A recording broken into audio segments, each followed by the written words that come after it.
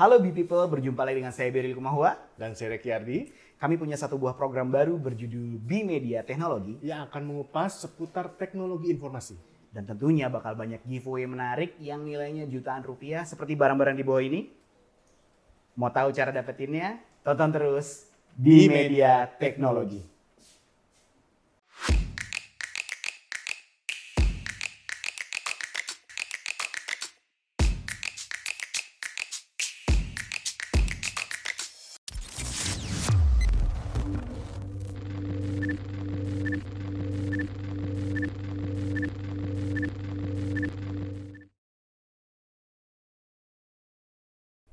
Ya, apa kabar B-People? Terima kasih banyak sudah tune in di acara kita yang namanya B-Media Teknologi. Ini adalah sebuah awal dari rangkaian series yang akan kita buat yang mengupas tuntas tentang teknologi. Dan tentunya acara ini sudah dibuat berdasarkan dengan protokol kesehatan yang berlaku. Dan sebelum saya lanjut, saya mau kenalin dulu orang-orang yang ada bersama saya. Di sebelah saya ada rekan co-host saya.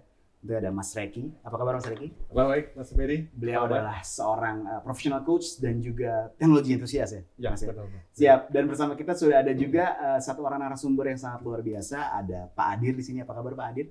Selamat pagi, Beri. Apa kabar Pak Adir? Baik. Kabar baik, luar biasa. Beliau adalah Country Director dari Data Center Infrastructure untuk Dell Technologies Indonesia. Betul ya Pak ya? Siap.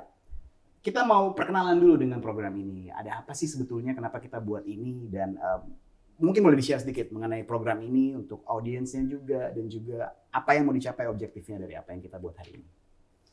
Jadi terima kasih pertama-tama atas undangan yang diberikan kepada saya untuk berpartisipasi di acara B-Media Teknologi ini.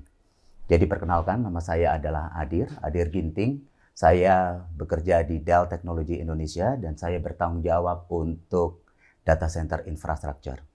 Jadi sebenarnya Mas Reki, Mas Beri, kita ada pembicaraan beberapa waktu yang lalu terkait dengan apa sih yang sudah terjadi di dunia teknologi, di dunia industri, di dunia apapun yang kita lihat saat ini, terutama diakselerasi oleh pandemi yang sudah berlangsung hampir 1 tahun dari Maret tahun lalu dan menjelang Maret saat ini.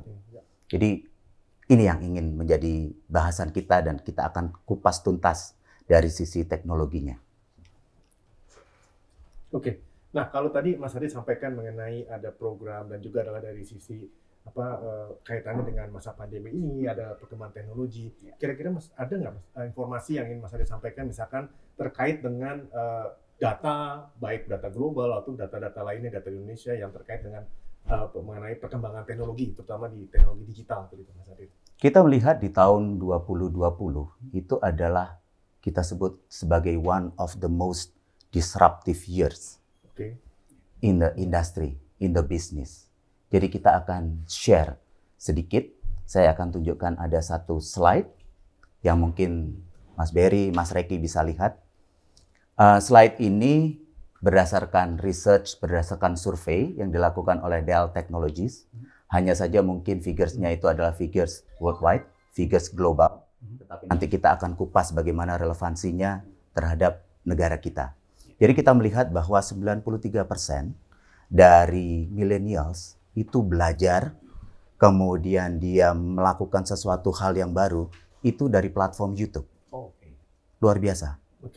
Kemudian 35% dari whole world sales itu generated by Amazon Recommendation Engine. Ini, mohon maaf saya tanya Mas Adir, ini recommendation engine dari Amazon ini apakah terkait dengan seperti online marketplace? Betul. Ya, Kita akan berbicara soal digital economy atau internet ekonomi nantinya. Jadi yang berikutnya adalah 73% dari Gen Xers. Gen Xers itu orang-orang ya? seperti usia saya. Oh iya.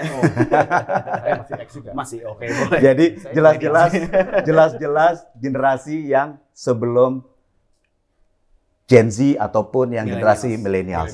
Kita melihat bahwa bahkan yang Gen Xer seperti saya, itu ada 73% itu yang juga menggunakan platform YouTube. Untuk belajar. Untuk belajar.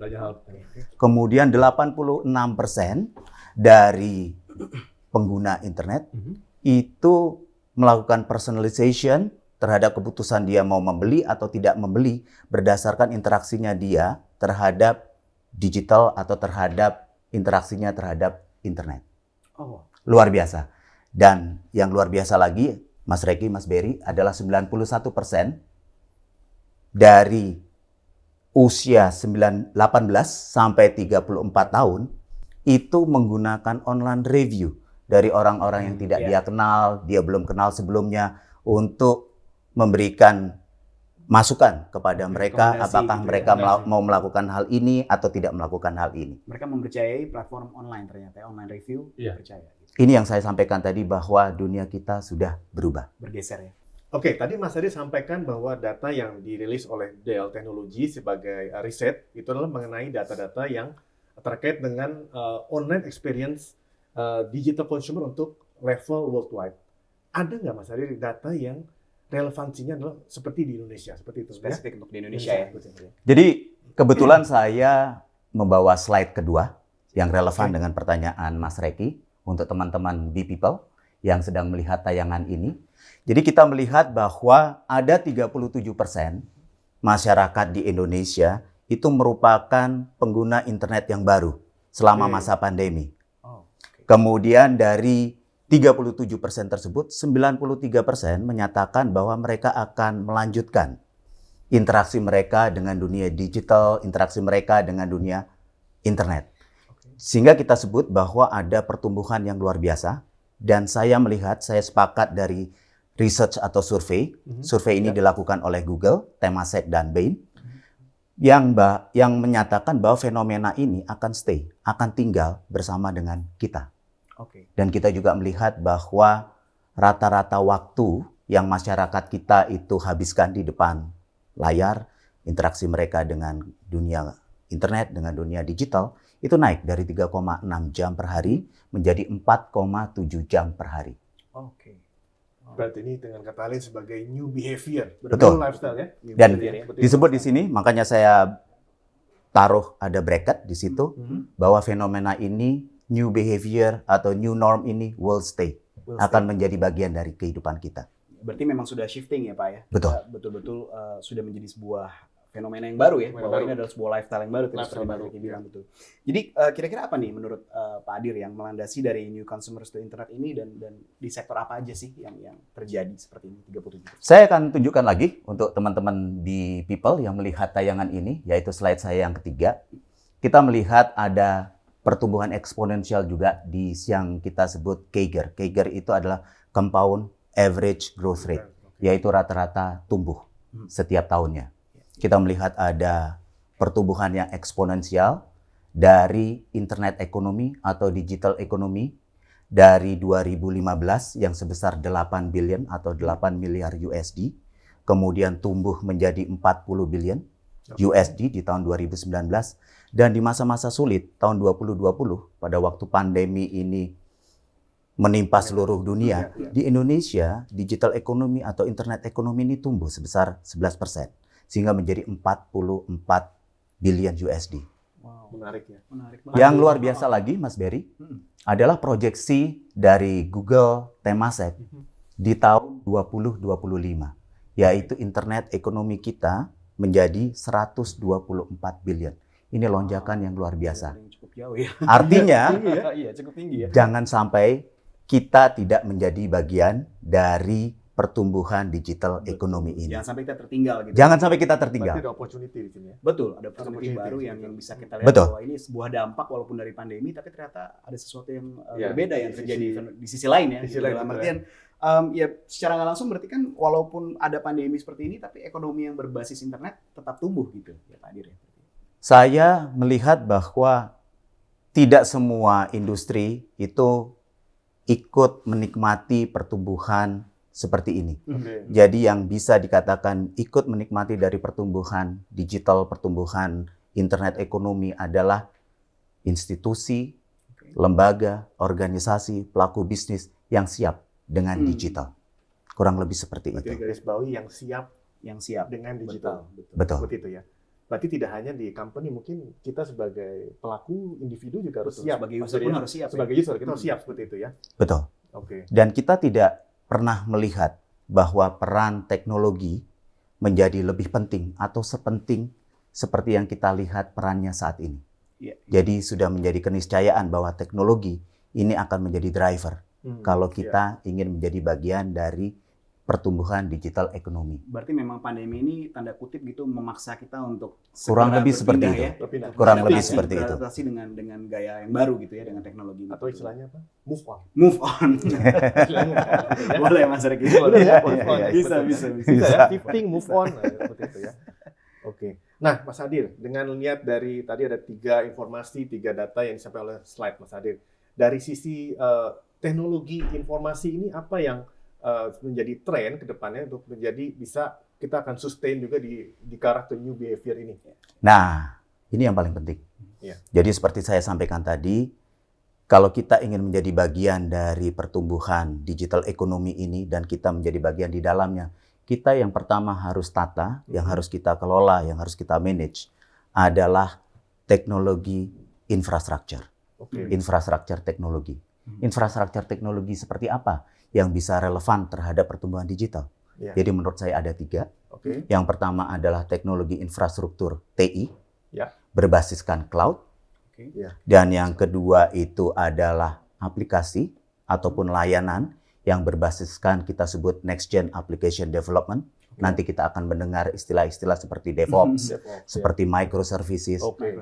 Dan yang Menarik. ketiga itu adalah yang berbasiskan data. Data ini kita akan sering dengar dan kita akan dengar lagi lebih sering ke depannya, big data dan turunannya seperti AI atau artificial intelligence Oh iya. dan juga ML, machine learning. Machine learning. Machine learning. Oke, tadi Mas Adi sampaikan ada teknologi berbasiskan cloud. Itu dengan kata lain mungkin kita bisa lihat di tren di market saat ini adalah teknologi hyperconverged. Apa betul, Mas Persis, Adi? Seperti persis. Oke. Itu yang saya ingin sampaikan. Jadi nanti teman-teman B-People akan sering mendengar istilah-istilah hyperconverged. Hyperconverged itu apa sih?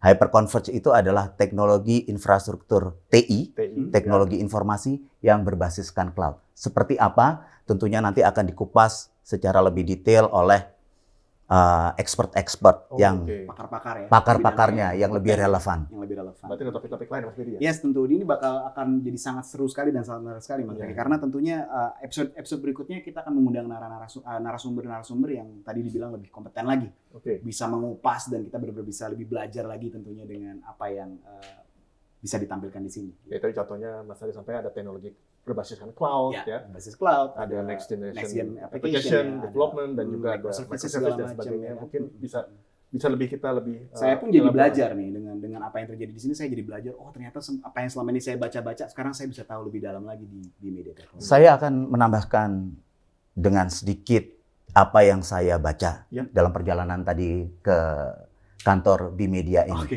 Jadi ada 3 artikel yang menarik bagi saya yang sangat-sangat relevan Oke. bagi kita semua. Hmm. Yang pertama itu artikel yang saya baca tadi adalah rollout-nya 5G. 5G. Jadi kita akan melihat bahwa di tahun 2021 ini 5G akan di roll out oleh beberapa telco operator kita Di di Indonesia. Indonesia. Wow, menarik. Sudah Dan siap itu ya, tanda ya, kita sedang Berarti menuju ke semakin menjadi driver teknologi IT yang berbasiskan cloud. Oke. Dan dengan 5G kita akan bisa menjadikan yang kita sebut sebagai distributed edge, distributed cloud. Oke. Dan yang kedua artikel yang saya baca itu adalah tadi saya baca BI pun akan meregulasi, akan mengatur terkait dengan digital currency. digital currency. Bahkan Currency. currency pun akan go digital. Betul. Kurang Yes, lebih seperti yes. itu. Oke.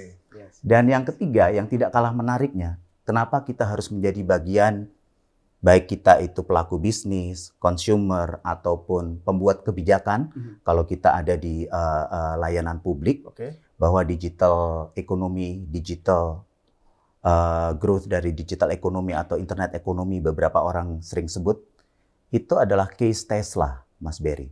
Tesla. Betul, menarik. Menarik.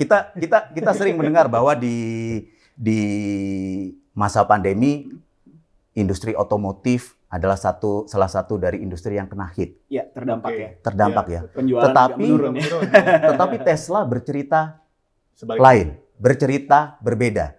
Dalam 1 tahun kemarin, stock price dari Tesla naik 700%.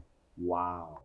700%. Bagaimana Besar kita banget itu. membayangkan dalam 1 tahun stock price naik 700%? Di saat yang lain semuanya turun, dia malah naik. Artinya Tesla bisa memposisikan dirinya sebagai next digital company in automotive. Oke. Jadi kuncinya adalah being relevant in this digital world. Intinya juga mungkin tadi bisa kita garis bawahi Mas Berry ya, dengan adanya tadi ada 3 hal tadi yang Mas Ari sampaikan. Itu berarti dengan kata lain bahwa kita sebagai individu maupun sebagai organisasi ataupun company, terutama di Indonesia, juga harus siap menuju new behavior ini ya, seperti itu ya. Dengan ada teknologi informasi berbasis cloud, tadi ya salah satunya adalah ada hyperconverged, Mas Ari sampaikan. Yang kedua adalah next generation application, Next gen application development, dan yang ketiga adalah berkaitan dengan berbasis data. Data turunannya ada big data, ada AI, dan juga adalah machine learning. Jadi mungkin itu Mas Ari tidak bisa Betul. kita ringkas ataupun summary-kan Betul. apa yang Mas Ari sampaikan seperti itu. Wow, luar biasa sekali ya Mas Reki. Menarik ya. Berarti memang betul-betul kita semua harus bersiap untuk lifestyle yang baru seperti tadi Mas Reki bilang dan Pak Adi sudah sampaikan, kita harus siap-siap untuk shifting menuju ke arah yang benar-benar digital dan teknologi. Wow, luar biasa sekali. Jadi jangan lupa buat Be People untuk stay tune terus ya. Kita bakal terus mengupas lagi. Ada lagi yang mau disampaikan mungkin dari Pak Adit dan Kurang lebih dari saya. Oke, saya berharap ke teman-teman Be People untuk undang saya lagi. Siap. Oke, kalau begitu terima kasih banyak. Ini adalah sesuatu yang buat saya sendiri sebuah pencerahan di dunia teknologi agar saya lebih memahami lagi. Mudah-mudahan Be People juga merasakan hal yang sama. Saya mengucapkan terima kasih juga ya sebanyak-banyaknya untuk Dell Technologies Indonesia tentunya. Dan juga terima kasih banyak untuk Be People yang telah stay tune di acara kita di Media Teknologi. Nantikan terus episode-episode selanjutnya, bakalan ada hal-hal yang menarik dan bisa kita pelajari sama-sama dari dunia teknologi, tentunya khususnya di Indonesia. Ada Pak Adir di sini, ada Mas Reki, nama saya Berry Kumahua. Terima kasih banyak, sampai kita jumpa lagi.